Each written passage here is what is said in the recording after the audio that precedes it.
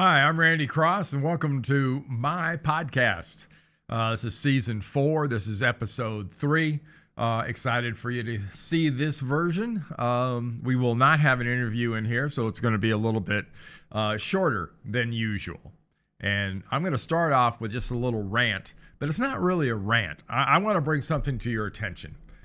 This week is the best week of golf on TV, or if you happen to be lucky and you're there in person, you can possibly have, because it's Masters Week. And it's down in Augusta, Georgia. That's a shot as you come into Magnolia Lane there, right in the middle of the clubhouse. But there are rules at the Masters. And here's some of the rules. No throwing trash on the ground, which is, I never knew that was a rule. I've been there several times. I never saw trash on the ground. No leaving the tournament and re-entering. That's kind of natural these days at a sporting event. No selling your ticket within 2,700 feet. That's a pretty specific distance, isn't it? That's 9 football fields. I don't know. What's that? Quarter of a mile?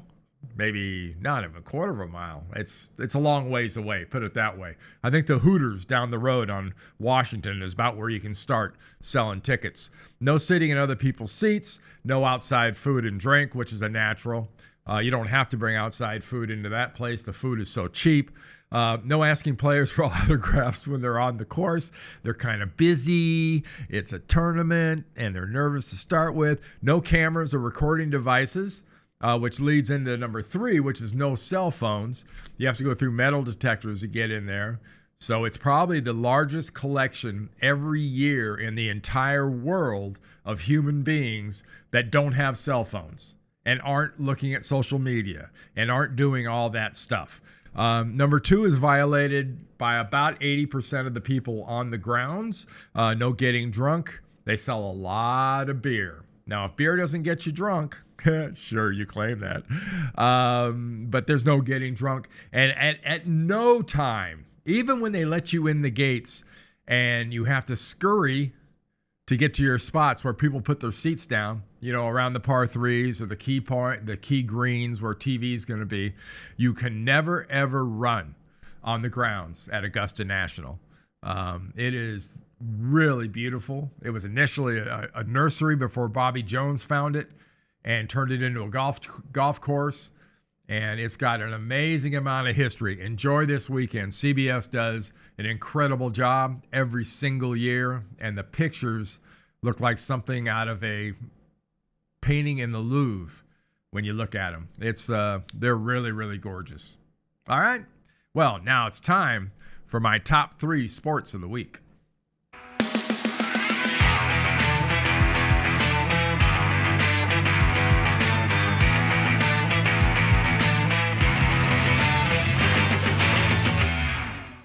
Yeah, top 3 sports of the week, and we're going to start with golf. We kind of finished that last segment with golf. The Valero Texas Open in San Antonio. It's at one of those TPC courses, which is Pete Dye, which means you're going to see a lot of rocks, a lot of railroad ties, and a lot of water. But it's tough, and it was windy, and it was wet. So you actually saw guys hit wedges on third shots and par 5s because they couldn't get to the greens. But what happened here is something that has not happened, I think, since 1986. And that was where a Monday qualifier, that's a guy that plays on Monday. It wasn't Jordan Spieth. He didn't have to do that. And it wasn't Kim from South Korea. But you play on Monday to get a spot in. And there was a 6-way playoff for the spot, or a spot. And this guy won it. And he won the tournament. It's an incredible accomplishment. You look at what he did. It's nothing short of absolutely amazing to go from Monday in a playoff to Sunday and winning the tournament. And even better for him, he wins a spot in the Masters by winning that tournament. So, I mean, it's pretty great for him. Mr. Connors, congratulations. Congratulations to your wife, who they featured so much on TV, and enjoy your week at Augusta National. All right.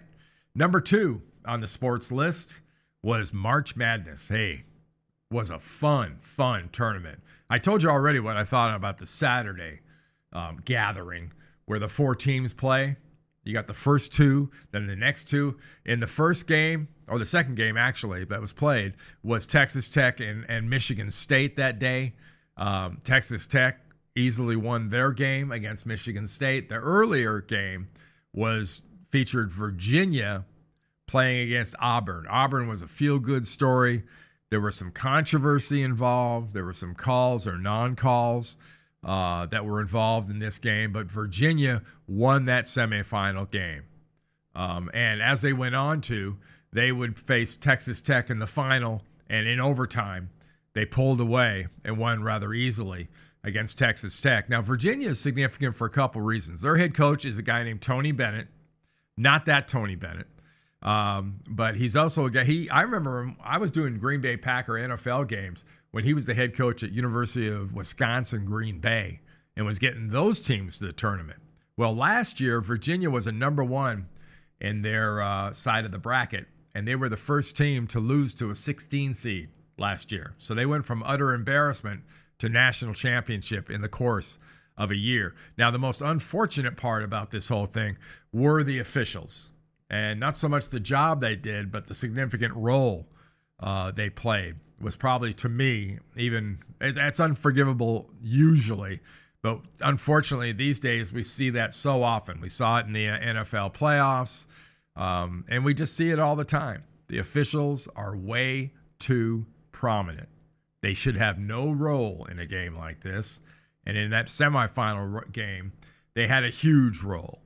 Well, something that won't have a role on television or actually in playing a game anymore is, unfortunately, the Alliance of American Football.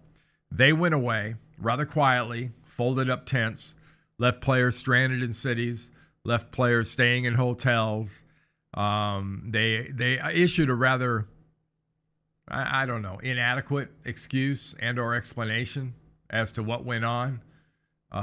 They're grateful to their players who delivered quality football, and it did. Now, remember, what's significant here is there are many players that need this. There are many coaches, young coaches that need this. There are many front office people that need this venue. This is where they kind of cut their teeth. And Alliance went first.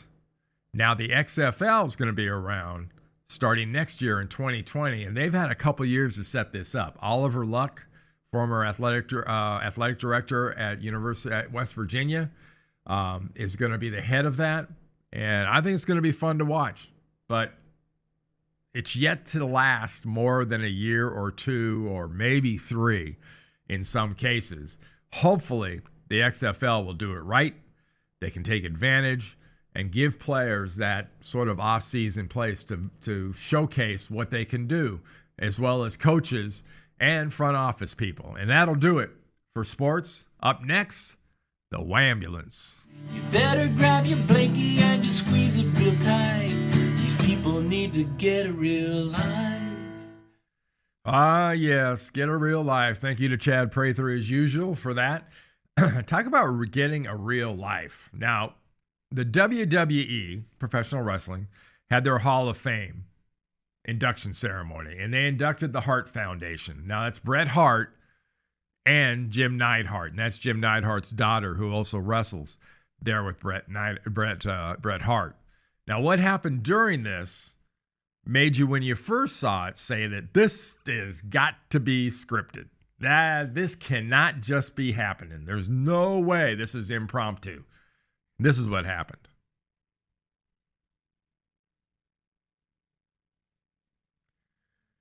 So as it goes, and gets in the ring, ends up tackling not only Jim Neidhart's daughter, but also Bret Hart. Then he gets swarmed, and they're pulling him off, both of them. Zachary Madsen's kind of half crazy. Not kind of half crazy. He is crazy. I mean, look at him. Besides the weird colored hair, the wannabe facial hair, there are 5 facts you don't know about this guy.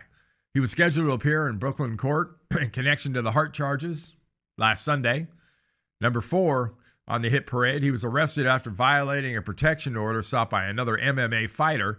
So an MMA fighter took out a protection order against him because he was concerned about this guy's mental health. That's been confirmed, by the way. Number 3, he's a University of Nebraska grad, and he had a 2-1 record as an amateur MMA fighter, and last fought in 2018, not counting his little scuffle the other night. And number 2, his bizarre Twitter account. He spent days ranting about his outrage over the WWE's decision to have 3 women in the WrestleMania main event. Okay, that's a sign. And number 1, Madsen was pulled off of Bret Hart by several people, including wrestlers Shane McMahon and former UFC fighter Travis Brown, who's married to WWE star Ronda Rousey, who lost in that 3-woman final later on. WWE got a lot of publicity about this. That's what always makes you suspicious when it's pro wrestling. But sometimes it's just the crazy idiot. And you know what? In this case, it was just the crazy idiot. Time now for our feel-good story of the week. This is the good news. This is the good news. Yeah, the good news. This will be good news for those of you that hate those hunting, that big game hunting pictures, where you see the person standing there with their gun over a lion or an elephant or a water buffalo or a rhino. Oh, I bagged me a big one. Well, there was a little turnaround as fair play happened last week. A rhino poacher who was there trying to get those horns off the rhino, which they sell for big bucks, along with other body parts. While he was trying to do that, he was trampled by an elephant. Now, that wasn't the end of it. I guess the tenderizing attracted lions, so he gets trampled by an elephant and eaten by lions.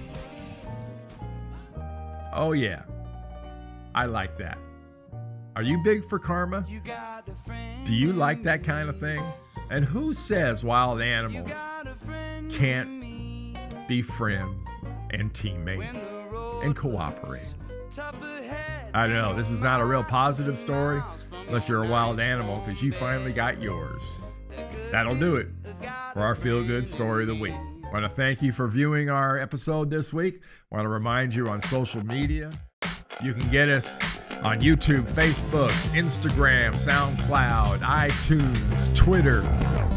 Go to randycross.com for any questions. And hope you enjoy it. And right now, it's time for a little happy trails.